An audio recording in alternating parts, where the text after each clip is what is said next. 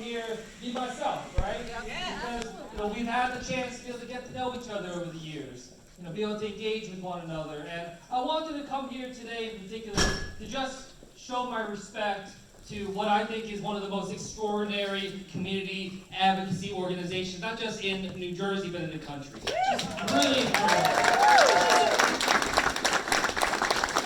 As you can imagine, in my work, I engage with a lot of different groups, a lot of different issues, a lot of different things like that. But there's something that really stands out, when it comes to NJOP, which is just what I think the way I would best describe it is I've never seen a group be able to harness what it means to pull together a community. And a community that didn't necessarily come together based off of existing ideological similarities or other things. It's coming together just out of a sense of helping each other. And that is the origin story. For the Sandy survivors, the Ida survivors coming on board and recognizing that, hey, look, we can look out for each other. NotOneMore and others just, continuing and just thinking about how it is that you can mobilize in that way. And I've been trying to think through it in my mind, just what really stands out. And I think what is really extraordinary is when you look at the history over the last 10 years, just the growth and development has been really a sight to see. Now, I first engaged with you and connected with many of you around 7-8 years ago. And I would say just really seeing that unfold has helped not just the cause, but you've done so much to help enlighten me and help me open up my eyes to the problems that we're faced. When I first met you, I literally met some of you in your broken homes. In your homes that were broken by the storms. But what I came to understand in a deeper way, and you came to understand this as you've come together to mobilize, is that it wasn't just about the broken homes. It was about the broken response from our state and our country. Yeah. So then you started engaging on that, saying, why is it that the richest, most powerful country in the world cannot be there for its own people in their time of greatest need? A fundamental question. When you think about what work the government does, surely at the top of the list is to help those people in that country through disasters, through things that were no fault of their own. So you see this, this issue about the broken homes and then the broken response. But you didn't stop there. You kept digging. And you realized that that broken response was because we have a broken governance in this country. A system that just isn't fundamentally working, right? And this understanding that, you're not going to be able to solve this all with just one piece of legislation or one stroke of a pen, but there's a deeper systemic problem. And what I love is that you did it not just for yourself, but you're thinking and looking at who else is struggling because of these broken systems. And you see that, unfortunately, still to this day with, Hurricane Helene and the continued problems that we're facing. And I'm sure each and every one of you, you feel that trauma of all those Americans that are going through this. But then you also realize that you have this broken system, but that's also because we have a broken politics in our country. And therein lies what I just find so remarkable about your journey over the 10 years. I'm sure when you started this or when you joined, you didn't necessarily know exactly where it would land. You were focused on trying to solve that fundamental problem of bringing justice to those that deserve to be treated better, deserve to be back in their homes, deserve to be able to live with their roof over their head, deserve to be in their homes and not have the threat of government, clawing back that money and the resources, trying to destroy everything you've been working hard to be able to build up. You started with that premise, but you realized that in order to be able to address this, you have to build something altogether different, which is what has brought this community together. And I just have to say, it's been an honor, an absolute honor to be able to work alongside you.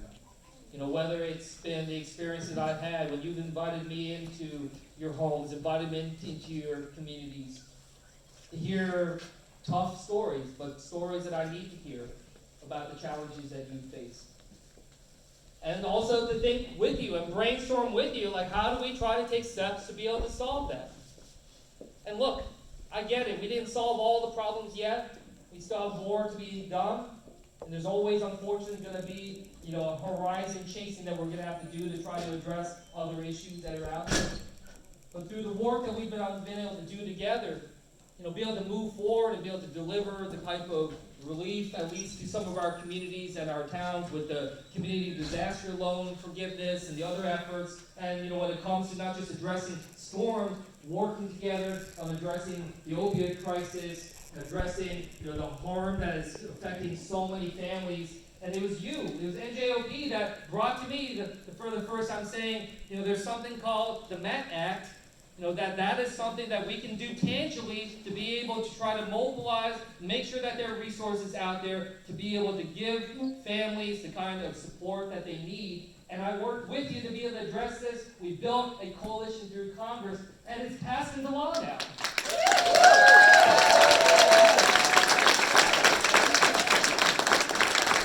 Is it going to solve all the problems? Of course not, but that's why we're here today, because we think through here today a celebration, and it's important to take moments to celebrate, a celebration of 10 years, but I'm sure you feel it too. It's also a recommitment for the future, a recognition of the pride that you all should have in what you've accomplished and going forward. I don't want to stand between you and food, so I'm not going to keep you too much longer.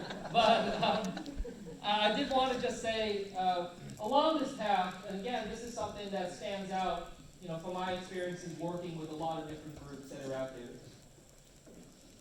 Many times when I'm engaged on different issues, I find advocacy groups and community groups to be very helpful in terms of building up my expertise, my knowledge, helping think through how we can partner together. But what I hope stands out and why really fundamentally I wanted to come here today is NJOP has given me something I wasn't expecting, which is real friendships. And I hope you feel it too. Many of you engaged with me before I had an understanding of what I might be able to do to be able to serve this state. And I appreciate that we saw a commonality in what we were doing, both young in our paths, but also recognizing that, look, we have every bit as much right to have a voice in what our state and our country does. Our politics and our governance in this country, it shouldn't be just some exclusive club for the well-off and the well-connected. Each and every one of us has a right to have our voice heard, a right to be able to raise the concerns that we have, and we want to build a voice, and you want to build a voice that cannot be ignored. I want the same thing. I want us to be able to continue to rise up, and that's growth together. I just have to say, so many of you have just shown me such just kindness, which unfortunately right now is very rare in politics. And so I just am very grateful for that. To be able to spend time and be able to care for incredible people, including Nancy Kyra, someone who I know a lot of us just miss constantly, and we continue to honor her in every way, and we do this work to be able to move forward and show that this is something important for all of us. The last thing I just want to say in this vein of friendships is one of the most beautiful friendships that I've been able to have here in New Jersey is with Amanda.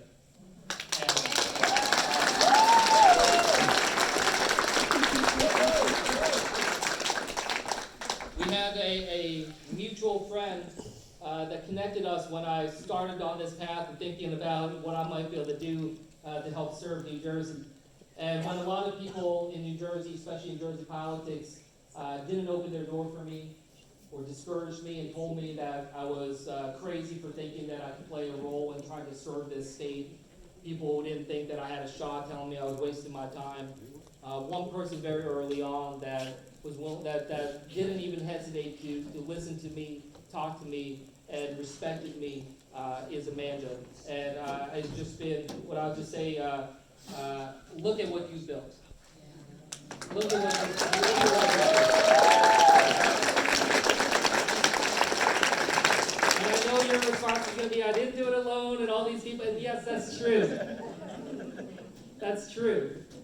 But with all your humility and with all your kindness and all your reservoir of care, I hope you take some moment today to recognize that this would not be here without you. So I'm incredibly proud of you.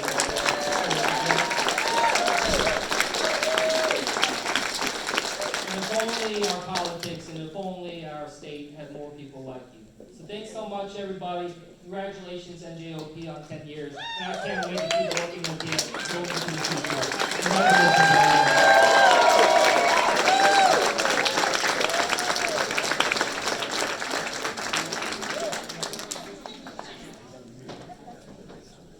Thank you, Congressman. So before we send him off to what's your 6th county today, 7th? Yeah, he came here just to be with us, which we greatly, greatly appreciate. He didn't know he was about to get an award. He just wanted to come hang, which is awesome. So to thank you for delivering $500 million in additional funding for opioid treatment research and being a co-sponsor of the matter. Oh, I'm not done. This goes on. So thank you for helping us win $25 million Superstorm Sandy Community Disaster Loan Forgiveness. So thank you for fighting with us to win permanent extension to spend Sandy recovery funds. And so thank you for standing with us as we demand fixes to our broken disaster recovery system. On behalf of the entire NJOP family, I get to present you with our Stand Up and Speak Out Award.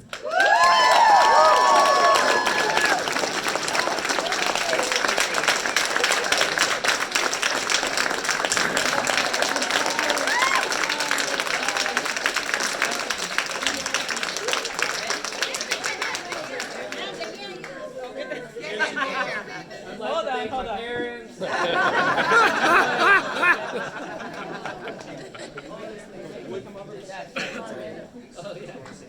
yeah. Here, let's do another thing.